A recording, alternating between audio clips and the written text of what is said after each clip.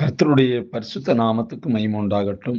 ஆண்டவரும் உலக இரட்சகருமாக இயேசு கிறிஸ்துவின் ஈடு இணையற்ற அந்த இன்ப நாமத்தில் உங்களை யாவரையும் வாழ்த்துகிறேன்.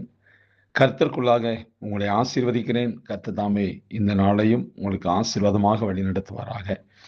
பிரியமானவர்களே, தியானிக்கும்படியாக எடுத்துக்கொண்ட பரிசுத்த வேதாகமத்தினுடைய பகுதி சங்கீத புஸ்தகம் 2வது சங்கீதம், அதில் 12வது வசனம். 2வது சங்கீதம், அதில் 12வது வசனம். குமாரன் கோபம் கொள்ளாமலும் நீங்கள் வழியிலே அழியாமலும் இருக்கும்படிக்கு அவரை முத்தம் செய்யுங்கள். கொஞ்ச காலத்திலே அவருடைய கோபம் பற்றி எரியும். அவரை அண்டிக் கொள்ளுகிற யாவரும் பாக்கியவான்கள். இந்த வசனத்துல பின்பகுதியை நான் எடுத்துக்கொள்கிறேன். அவரை அண்டிக் கொள்ளுகிற யாவரும் பாக்கியவான்கள். 1ஆம் சங்கீதம் ஒரு கூட்டத்தாரை பாக்கியவான்கள் என்று அழைத்தது. 2வது சங்கீதம் இன்னொரு கூட்டத்தாரை பாக்கியவான்கள் என்று அழைக்கிறது. தேவகுமாரனை அண்டிக் கொள்ளுகிறவர்கள் யாரானாலும் அவர்கள் பாக்கியவான்கள். வாழ்க்கையில் பிரச்சனைகள், போராட்டங்கள் ஏற்படும் போது யாரை அண்டிக் கொள்ளலாம், யார் நமக்கு உதவி செய்வார்கள் என்று பலரும் கலங்கி தவிக்கிறார்கள். ஆனால் நீங்களும் நானும் கர்த்தரை எப்பொழுது வேண்டுமென்றாலும் சந்திக்கலாம். நம்முடைய குறைகளை அவரிடத்தில் சொல்லலாம். அவர் உறங்குவதும் இல்லை, தூங்குகிறதும் இல்லை. நாம் முழு இதயத்தோடும் அவரை தேடினால், அவர் சொல்லியிருக்கிறார், என்னை தேடுகையில் கண்டுபிடிப்பீர்கள். எரேமியா 29:13 வாசிக்கிறோம். உங்கள் முழு இதயத்தோடு என்னை தேடினீர்களானால் என்னை தேடுகையில் கண்டுபிடிப்பீர்கள். சரி, அண்டிக் கொள்வது என்றால் என்ன? நம் வீடுகளில் நம் குழந்தைகள்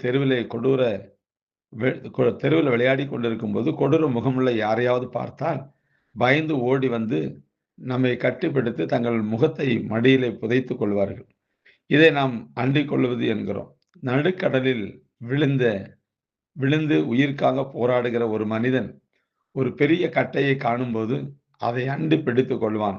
மரணத்திலிருந்து தப்பி விடுவான். இதே போலதான் இதைதான் நாம் அண்டிக் கொள்ளுகிறோம், அண்டிக் கொள்ள வேண்டும் என்று வேதம் சொல்லுது. எபிரேமின் மகள் வியாதிப்பட்ட போது அவர் துடித்து போய்விட்டார். யாரிடத்தில் ஓடுவது? கர்த்தரையே அண்டிக் கொள்வது என்று அவர் தீர்மானித்தார். இயேசுவை தேடி போய் அவருடைய பாதத்தில் விழுந்து, என் குமாரத்தி மரண அவஸ்தைப்படுகிறாள், அவள் ஆரோக்கியம் அடையும்படிக்கு நீர் வந்து அவள் மேல் உமது கைகளை வையும், அப்பொழுது பிழைப்பாள் என்று அவரை மிகவும் வேண்டிக் கொண்டான் என்று வேதம் சொல்கிறது. மார்க் 5:23. அப்படியே கர்த்தர் எவீரின் மகளை உயிரோடு எழுப்பி கொடுத்தார். எத்தனை பாக்கியம், எத்தனை சந்தோஷம்!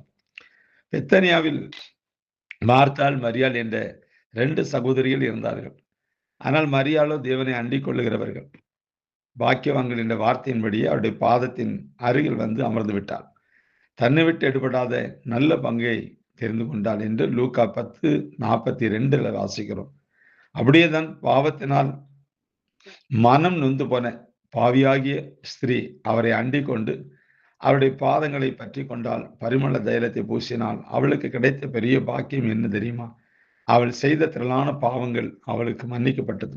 லூக்கா 7ஆம் அதிகாரத்துல 38வது வசனத்திலையும் 47வது வசனத்தில நாம் இதை வாசிக்கிறோம். அன்பார்ந்தவர்களே, அருமையான தாவீது ராஜா தன் தீர்க்க தரிசன கண்களால் கடைசி கால சம்பவங்களை நோக்கி பார்த்து சொல்கிறார். குமாரன் கோபம் கொள்ளாமலும் நீங்கள் வழியிலே அழியாமலும் இருக்கும்படிக்கு அவரை முத்தம் செய்யுங்கள். கொஞ்ச காலத்திலே அவருடைய கோபம் பற்றி எறியும். அவரை அண்டிக் கொள்ளுகிற யாவரும் பாக்கியவான்கள் என்று சங்கீதம் 2:12 நாம் வாசித்து தியானித்துக் கொண்டிருக்கிறோம். தேவனுடைய பிள்ளைகளை, அந்தி கிறிஸ்துவனுடைய ஆட்சி நெருங்கிவிட்டது. தேவனுடைய கோபாக்கினின் கலசங்கள் பூமியிலே ஊற்றப்படும் வேளை வந்துவிட்டது. கர்த்தரை அண்டி பிடித்துக் கொள்ளுங்கள் என்று வேதம் நமக்கு எச்சரிக்கிறது.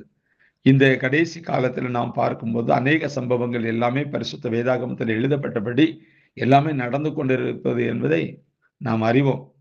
ஒவ்வொரு சம்பவங்களை நினைக்கும் போது இது அந்தி கிறிஸ்தனுடைய காலம் நெருங்கி கொண்டிருக்கிறது. கிருபையின் காலம் முடிய போவது, இனி வரப்போறது உபத்திர காலமும் மகா உபத்திர காலம் என்பதை நாம் புரிந்து கொள்ளலாம், அறிந்து கொள்ளலாம். கிறிஸ்தவர்களுக்கு வரும் நெருக்கடியின் நிமித்தமாக, தேசத்தில் நடக்கிற சம்பவம் நிமித்தமாக, உலக நாடுகள் நடக்கிற எல்லா காரியத்தின் நிமித்தமாக நாம் அறிந்து கொள்ளலாம். பிரியமானவர்களே, சங்கீதம் 73:28 இப்படியாக ஒரு வசனம் சொல்லுது. எனக்கோ தேவனை அண்டிக் கொண்டிருப்பது நலம், நான் உமது கிரியைகளை எல்லாம் சொல்லி வரும்படி கர்த்தராகிய ஆண்டவர் மேல் என் நம்பிக்கை வைத்திருக்கிறேன் என்று சொல்லி தாவீது சொல்கிறார். இந்த வார்த்தையின்படி நாம் தேவனை அண்டிக் கொள்வோம். அந்த இடத்தை நாம் பரிபூரணப்படுத்துவோம். கர்த்தர் நம்மை ஆசீர்வதிப்பார். God bless you.